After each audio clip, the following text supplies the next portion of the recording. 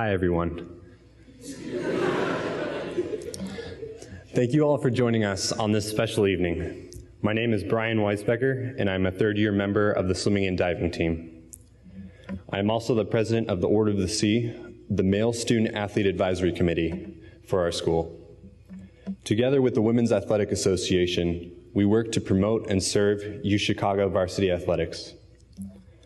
On behalf of all Chicago student athletes, I would like to thank President Zimmer and Vice President of Campus Life and Student Service, Karen Warren Coleman, for joining us this evening.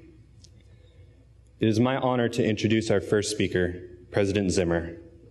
As the leader of our university, he works to continue our school's tradition of national and international excellence. His dedication maintains our institution as a home for scholars and leaders worldwide. To give a bit of President Zimmer's background, he became our university's 13th president in 2006, having previously been a faculty member and administrator for more than 2 decades. He received his BA summa cum laude from Brandeis University and went on to receive his PhD in mathematics from Harvard University. He joined the University of Chicago faculty in 1977 as an L.E. Dickinson Instructor of Mathematics. He was also previously on the faculty of the U.S. Naval Academy and has held visiting positions at Harvard University and institutions in Israel, France, Australia, Switzerland, and Italy. Having President Zimmer take time out of his immensely packed schedule to address UChicago student athletes here tonight is an incredible demonstration of his commitments to his students and their various pursuits here. This comes at a perfect time for our athletics program. Last year, we had 2 national champions, 3 top 10 NCAA team finishes, 29 All-Americans, 3 UAA championship titles, and multiple teams qualify for their national tournaments. With the addition of Erin McDermott as our athletic director, we've seen tremendous new hires for our teams, visible improvements in the treatment and care of our student athletes, and incredible opportunities such as this event tonight. And if you haven't been checking the athletics page recently, this year has been one of the strongest starts in our program's history. Personally, it inspires me every day to see the multiplicity of talents which each student athlete in this room possesses. We are so much more than our sports, and yet we still excel within them on a national level. And now, without any further ado, it is my pleasure to welcome President Zimmer to the stage.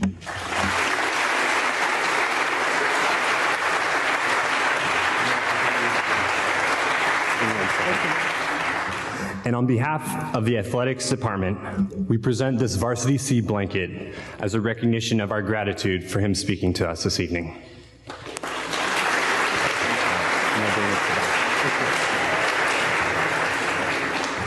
Okay, thank you very much. It's really a great pleasure for me to be here with you this evening, and it's particularly wonderful to see so many students here. I know there are a lot of coaches here, staff as well, just to see the robustness and commitment of so many people at the University of Chicago to having a deeply engaged and wonderful athletics program. So it's very gratifying to see and a great pleasure to be here.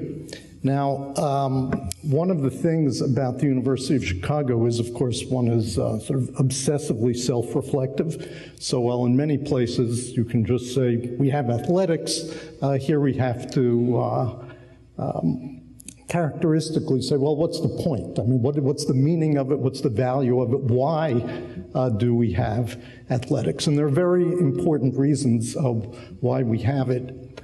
And much like the aims of education address, what are the aims of athletics tonight, but what are the aims of education? Everybody comes at this from a different angle because it is not a unidimensional subject. There's not a single answer as to what are the aims of athletics, what's the meaning of it, any more than there's a single one angle on what are the aims of education. So I want to focus on what I think is one critical and essential feature of athletics, and how that actually fits into the nature of how one should be thinking about what a University of Chicago education is and what it means. But let me just start with a few things that one might talk about that I'm not going to actually focus on. It is, of course, an enormously gratifying experience just to compete. It's enormously gratifying to test yourself. It's enormously gratifying to feel an endorphin high. It's a wonderful sense to integrate yourself with a group that is also trying to experience these things. It's a wonderful thing to represent the University of Chicago and hopefully to feel the kind of meaning of that representation. One can talk about all of these things. They're all important, and again, a different person standing here might choose to focus on those, which would be perfectly reasonable. For me, when I think about athletics, I think about one critical feature of what this does for you as a person that goes way beyond what can happen ordinarily in a education, either at the University of Chicago or anywhere else. And it's a remarkable quality that one carries with one for life. And let me just explain it by just starting with just an observation about education in general. If you are thinking about being successful as a student, which you all are, that's why you're at the University of Chicago, one of the things you experience is you talk to a lot of students, you have colleagues, the discourse is all very important. At the end of the day, you write your papers by yourself, you take your exams by yourself. If the person next to you doesn't do well, they may be your friend and you may not feel so good, but in reality, your success is not dependent on their performance. And likewise, nobody is actually counting on you for their success as a student. You can be mutually reinforcing, but success at the end comes out of a very focused individual effort that in a real way does not depend on the effort of other people. When one is thinking about athletics, for the most part, exactly the opposite is true, which is that it's very difficult to have, I mean, there are certain sports where one might have it, but for most sports, it's not true that you can succeed without anybody else. Your success actually depends upon everybody else, and everybody else is counting on you for them to have success. And this is not just in the nature of particular performance, but it actually puts you in a state where you are inevitably focused on not only how do I get better, but how does my participation actually help everybody else get better, and how do I let other people help me get better? Now, why is this so important? First, it's very different from the quality I just described about student life. But the reason this is so important is, in fact, once one is no longer a student, once one is in an actual world of work, that is the way the world of work works. People work inside, for the most part, inside organizations. They work with people. You are contributing to a larger whole. Other people are dependent on you. You are dependent on other people. And being of the mindset to understand how to function inside a group with a very clear purpose and to be dedicated to that as a group, benefiting from others, contributing to others, is a quality that it takes most people a while to understand is very different about the workplace than it is about about school. It's a step one has to take when one leaves school and moves into a work environment, which eventually you will all do.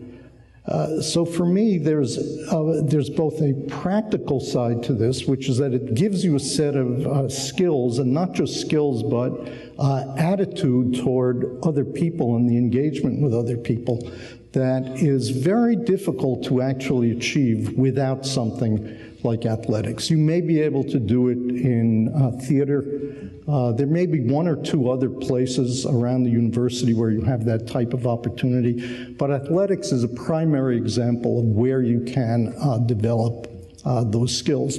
But to me, it's actually goes way beyond skills and becomes something about who you are, the way you relate to other people, the nature of your emotional capacity, the nature of what it means to be a member of a group that is trying to do something as a whole, so that it goes beyond a set of important skills, but actually becomes something about who you are and how you are relating to others. In terms of thinking about University of Chicago education in general, we've been very focused in recent years in thinking about how is it that one connects the very particular and powerful education that you get at the University of Chicago with life after graduation. This is an exceedingly powerful and it's exceedingly empowering education, but how do we help students connect that education to their future life? And there are many things we're doing about that. And one of them, many of you know, these UChicago Careers In programs. There are other types of internships and so on and so forth. But I actually believe athletics is a key and intrinsic part of doing that. Again, both for the skills aspects and for the emotional development aspect. Now, I realize this all sounds a bit divorced from getting in shape and exercising and achieving mastery of a certain set of physical skills. But to me, this is a very crucial part of from the point of view of somebody who's thinking all the time about what is it that students should have out of their experience at the University of Chicago, that this type of experience and capacity that you gain from athletics is exceedingly important, valuable, and something we are trying to enhance in multiple ways. So that's my story for the evening. I just again want to express my appreciation to you for engaging in these athletic activities. I know you have a lot of demands on your time. You're very busy. Schooling is enough to occupy you, and you've taken a very ambitious step of wanting to be both a student at the University of Chicago and all the challenges that involves, and an athlete at the same time.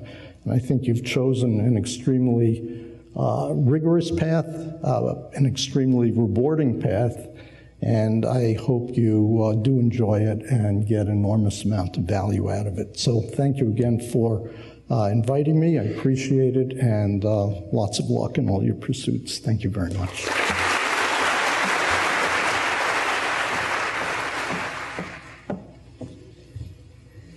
I realized there was actually a little platform back here. I don't really need that, I guess. Not that President Zimmer did either. Before you hear more comments from me, I have the pleasure of introducing our Vice President Warren Coleman, who is really a primary reason why I am here.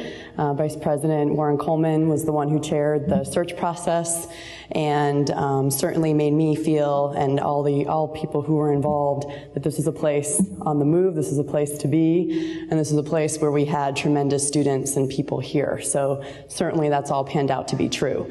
Rather than give a lot of bio information, I just thought I would speak more from the heart about Vice President Warren Coleman, in that she is the Vice President for Campus and Student Services. She oversees our area of campus and student life. And I just want all of you to know that she and I speak very often, and I get emails, text messages, all kinds of acknowledgments of just being super excited about everything that you're doing. She's aware of all of your accomplishments. I quickly received a text, I think it was, after volleyball beat Wash U.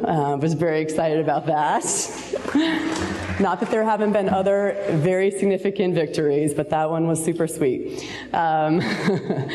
And she just is certainly an advocate for you as someone who's promoting what we do across campus. Every time I'm in a meeting, she's mentioning something about athletics with other people across campus. So I just, again, want you to give her a few minutes of your attention. I know it's a little warm in here, but she has also given her time generously to be here with all of you to at least try to say a few comments as well. So please welcome Vice President Warren Coleman.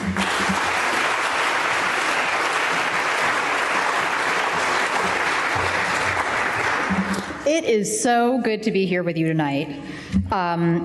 I couldn't be more thrilled about joining you, and when Erin talked about creating an event that was around the aims of athletics, I couldn't imagine something more fitting for this particular juncture in the development of physical education and athletics at the University of Chicago.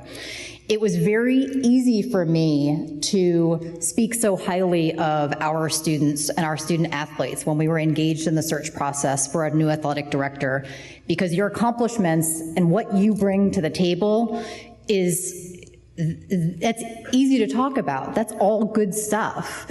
As President Zimmer remarked, each of you have very full lives. You chose the University of Chicago, and we're grateful for that.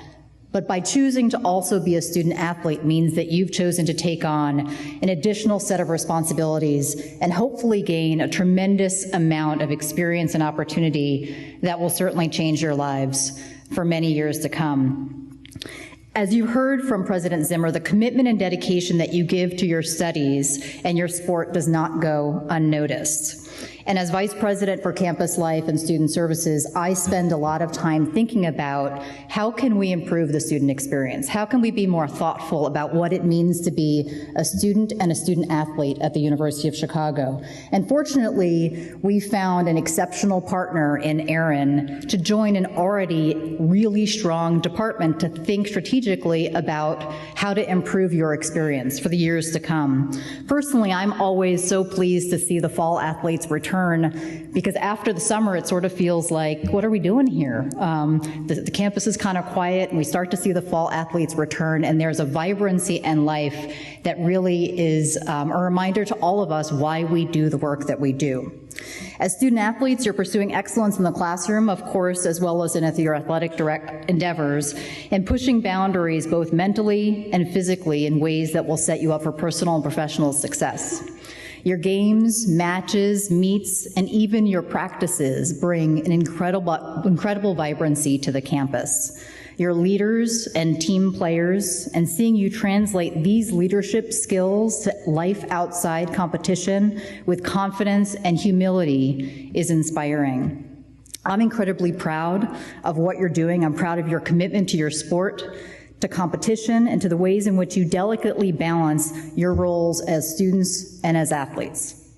In navigating this balance of being students and competitive athletes, you're honoring the reputation of the University of Chicago, and I'm proud that each of you chooses to represent the Maroons here in Hyde Park, in the city of Chicago, on all the campuses that you compete across the country, and as you bring eminence to this university globally. As you contribute to the work of the university, this is not something to take lightly. This is incredibly important to the work that we do.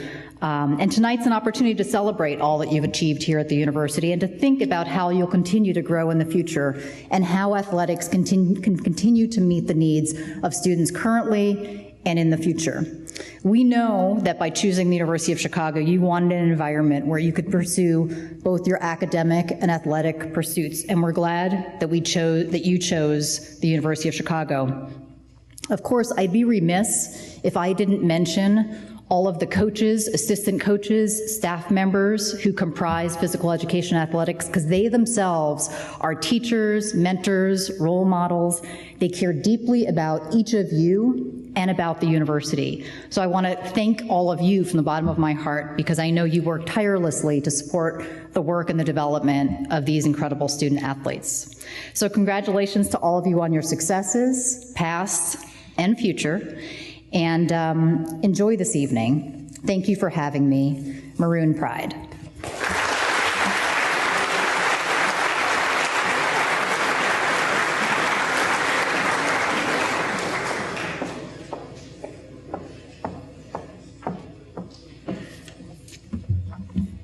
Okay, here we go, the aims of athletics.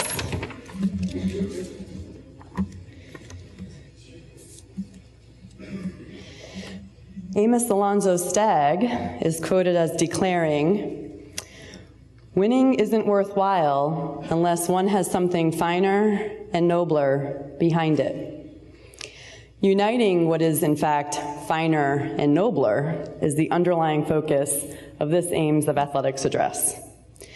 Now compare Stagg's quote with Senator Claire McCaskill's recent column in USA Today entitled, "Sports Leaders Put Victory Over Decency."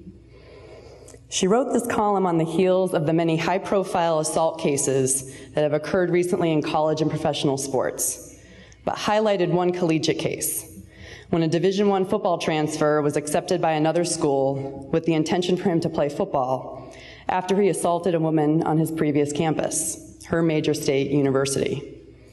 She requests, even challenges, a gut check by conference commissioners, athletic directors, and coaches. She writes, "A giant mirror has been raised for commissioners, coaches, and athletic directors across the country. It is their time to take a hard look at team and institutional priorities, their own character, and the message they send to women, children, and all fans of the multi-billion-dollar American sports enterprise. It is time for real leaders in the world of big-time sports to do a soul search on character. Every decision they make reflects on them in ways that a win-loss record never will." In other words, Senator McCaskill is understandably concerned, given recent events in both high-profile college and professional sports, that victory is held higher than anything else, even when something finer and nobler is not behind it. She is imploring sports leaders to value decency and direct our ethical compasses toward that which is finer and nobler. As with any subject, and you'll appreciate this, one must understand the history in order to understand the present, and to develop thoughtful, informed opinions to engage in debate. It is also important throughout your lives to understand the places and traditions of which you choose to become a part.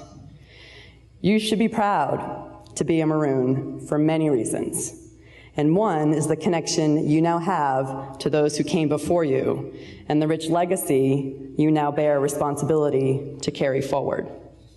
So indulge me in reviewing in summary form the evolution of college athletics in the early turn of the 19th to 20th centuries, a highly tumultuous time.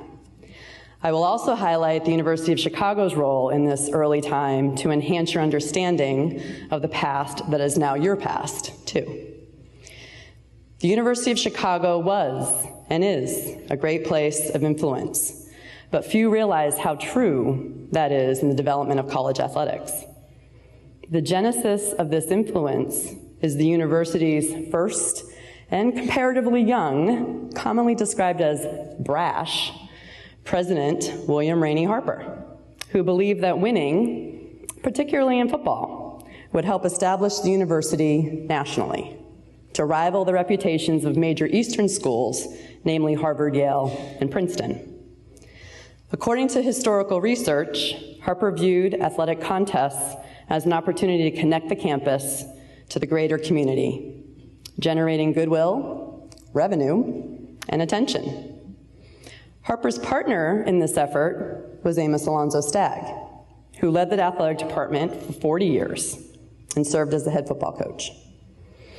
The result was that the universities of Chicago and Michigan had the most popular football teams in the then Western Conference, which later became the Big Ten. As the popularity of college football soared nationally, and in the absence of professional sports at the time, an inordinate amount of attention and dollars were lavished upon schools, predominantly by donors and commercial enterprises, to encourage winning teams. Does that sound familiar? Spurred by financial incentives, players were known to move from team to team. There were no transfer penalties back then. Commercial entities were prevalent, and donors were fervently competitive. Chaos ensued in football as the game became recklessly dangerous, as coaches devised new strategies and plays to beat their competition with little understanding of player safety. Serious, sometimes fatal injuries occurred, which occasioned a national summit headed by President Theodore Roosevelt. Then many developments happened and followed. What became the NCAA formed as a result, and it was eventually tasked with regulatory oversight and the goal of maintaining college athletics, and this is where it changes a bit, as a core component of higher education. And eventually, down the road quite a bit later, we split into our current 3 divisions based on different core philosophies for the role of athletics within the academy. Amateurism was embraced from the existing Olympic model and is the principle that is referenced today to defend the status quo. Now, the nature of amateurism could be the basis of a whole separate address, so I can't explore it with you too deeply tonight, but as you know, it fundamentally prohibits compensation on the basis of being an athlete, in contrast to professional athletes who are paid directly for their athletic abilities. Okay, so we do have time for a brief history lesson. Amateurism was invented actually by the British aristocracy in the 19th century in order to segregate the socioeconomic classes within athletic activity. Working class people began participating in sports as they gained more leisure time, but tended to do it for extra money. The upper class wanted to separate themselves from the commoners.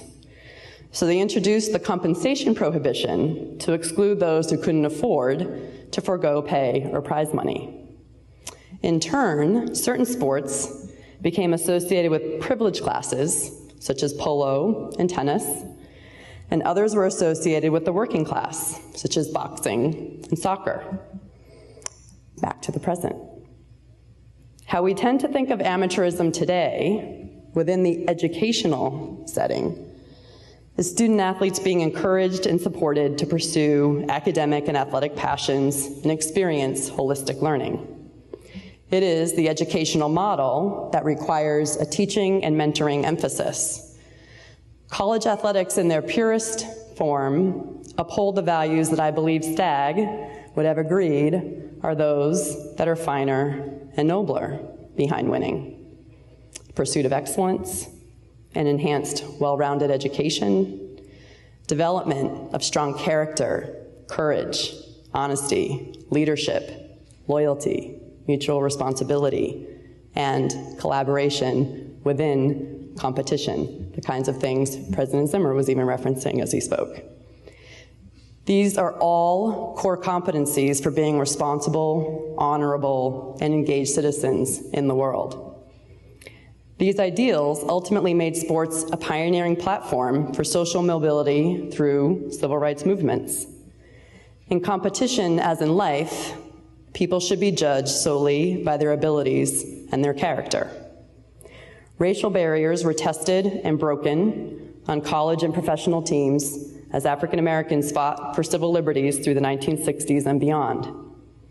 Nelson Mandela spoke of sports having the power to effect change when he stated, "Sport has the power to change the world. It has the power to inspire. It has the power to unite people in a way that little else does.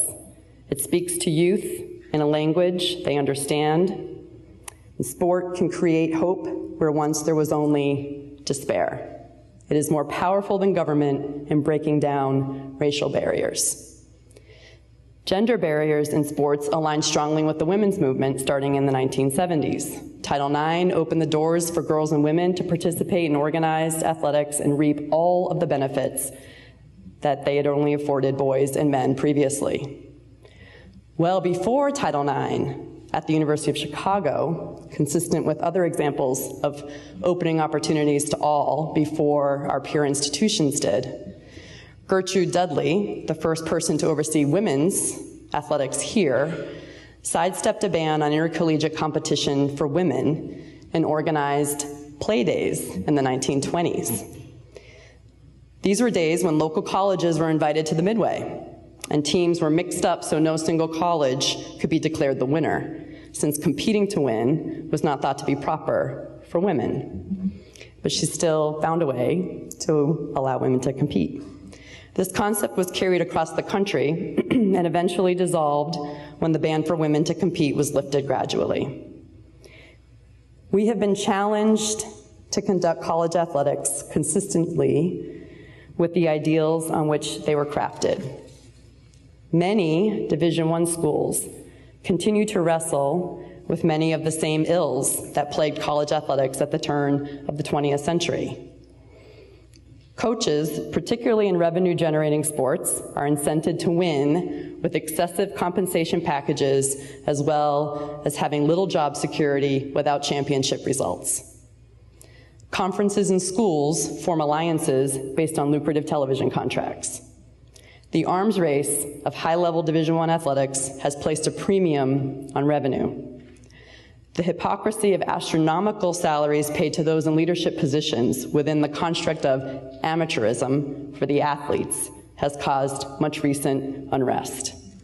Northwestern football players voted last year on whether to unionize and be viewed as employees. The NCAA is involved in current lawsuits based on profiting off of former college athletes' likenesses in video games, and the assertion that scholarship maximums are in violation of antitrust laws. Again, testing the system of amateurism in those cases when athletes are not paid, but many around them profit from their abilities. Unfortunately, the lessons of the past were not heeded when the lust for victory, spurred largely by the financial windfall it can enjoy, consumed many sport leaders to treasure victory over decency, as Senator McCaskill claims. The lure of financial gain, the celebrity that coaches gain from winning championships, the fervent alumni demanding winning teams for their continued donations, caused some high-profile Division I schools to become less aligned with the educational missions of their institutions and migrate toward an increasingly commercial enterprise of college athletics. These are not the aims that were crafted at the turn of the 20th century for college athletics to be a core component of higher education in a teaching, mentoring, and educational model. They were in the spirit of status quo. The aims of athletics, I believe, are found in the model that Stagg embraced from the beginning. If we are to be part of the academy, athletics, by definition, must be educational before all else. And we all must strive for academic and athletic excellence with integrity. It is uncertain what will become of college athletics as we know it, particularly at the Division I level. Their aims, by necessity, to compete at the highest levels continue to be inextricably linked to financial incentives. As the court cases are decided and Division I settles into its new landscape that allows the so-called Big Five conference institutions more autonomy, we are all in the dark on what the future holds. What I can assure you is that athletics at the University of Chicago aims to enrich the life of the whole person through working collaboratively to reach performance goals, embracing diversity of thought and culture, persevering through failure with resiliency, and competing with integrity. We will win with fine and noble values behind us, and we will always put decency over victory. All of us carry this responsibility. You as student athletes, our coaches, our administrators, and all of our staff. We are responsible for carrying the legacy of the Maroons forward. We must prove to those who came before us that we are worthy of their respect. We must inspire each other and those who will be here in the future. We are united in Maroon pride, or as Brian Weisbecker likes to say, Maroonity.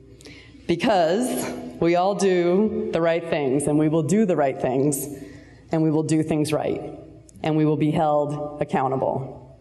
We are the University of Chicago. We are the Maroons. Be bold, be courageous, go Maroons.